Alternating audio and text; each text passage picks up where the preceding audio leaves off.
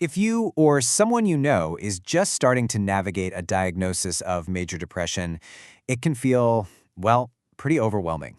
So our goal here is to cut through some of that confusion and give you a clear, supportive guide on where to begin. And just to give you a sense of how common this is, get this. In the United States, major depression is the second leading cause of disability. And that's not just among mental illnesses, that's across all diseases and injuries. So yeah, this isn't some rare issue, it's a huge public health challenge that affects millions. So, let's start at the beginning. What exactly is major depression? It's so important to be clear that this is a common and, most importantly, a treatable medical condition. It's not a personal failing or something you can just snap out of. Now, clinically, there's a pretty specific definition for this. We're not just talking about having a bad day. A major depressive episode means you've had at least 2 straight weeks with 5 or more specific symptoms. And the key here is that one of those symptoms has to be either a depressed mood or what doctors call anhedonia, which is really just a loss of interest or pleasure in things you normally love to do. And that group of 5 or more symptoms can be any mix of these. It can show up as sleeping way too much or not at all, big changes in your appetite, feeling totally drained of energy, or just this heavy feeling of worthlessness.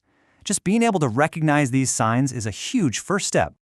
I really like this image because it shows there's a clear, hopeful path forward with treatment. The first big step is called response. That's when you start to feel a noticeable improvement.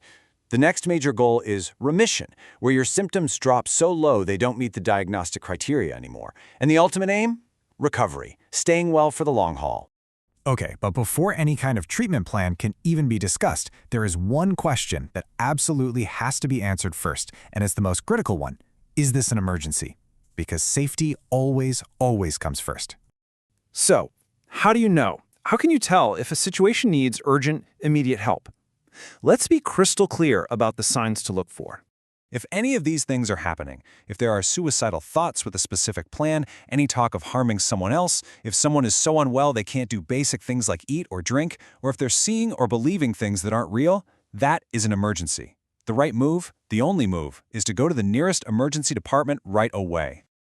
All right, so assuming the situation isn't an immediate emergency, how do you and your doctor figure out a treatment plan?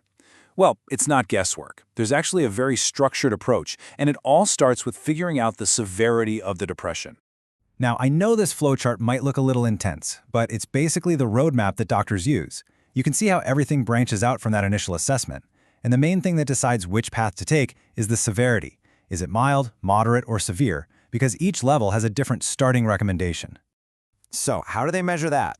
Well, one of the most common tools is a simple questionnaire called the PHQ-9. It just asks you about your symptoms over the past couple of weeks. Your score then helps put the severity into one of these buckets, giving you and your doctor a clear, objective place to start the conversation. And here's where that score leads. For mild depression, the first step might just be to monitor things closely, maybe add in things like exercise. For moderate depression, it's usually a choice. You can go with psychotherapy, or you can go with an antidepressant. But for severe depression, the evidence strongly suggests that using both therapy and medication together is the best way to start. Okay, so let's dig into those main treatment options a little more. The big idea here is that this is a shared decision. This is a conversation. Your preferences and what feels right for you are a huge part of finding the right path. And check this out. This quote from the research is so important.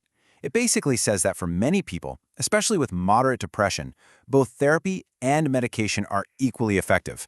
There isn't one best answer. This is so empowering because it means you can have a real discussion with your doctor about what feels like the best fit for you. So let's compare them. With therapy, you learn coping skills that can last a lifetime, and you don't have to worry about medication side effects. On the other hand, antidepressants are often more convenient and easier to access. You know, they each have their pros and cons. And these are exactly the kinds of things you talk through with your doctor. So, you've picked a path and started a plan. What's next? Well, the most successful treatment happens when you're an active, engaged partner in your own care. So let's talk about what that really looks like. It means being totally honest with your doctor, even about things you're scared of or skeptical about. It means learning what you can about depression. It means thinking of this first treatment as a trial run, an experiment to see what works, not a final decision. And most importantly, it means actively tracking your symptoms together. Your experience is the most important piece of data here. And remember that goal we talked about? Remission? That's the target. It's not just about feeling a little less bad. It's about getting to a place where your symptoms are so low you don't even meet the criteria for the diagnosis anymore. That's the goal, because that's what's linked to getting back to your life. And here's a final, really powerful tip. The data shows that just the simple act of using a rating scale, like that PHQ-9 we saw earlier, to regularly track how you're doing, actually improves your chances of reaching remission. It's a perfect example of how what gets measured gets managed. So, we'll leave you with this question. Knowing all this is the first step, but taking action is what really makes a difference. So what's one small thing you can do today for yourself or for someone you love? Maybe it's just reading another article. Maybe it's making a phone call. Or maybe it's just starting a conversation. That one small step can change everything.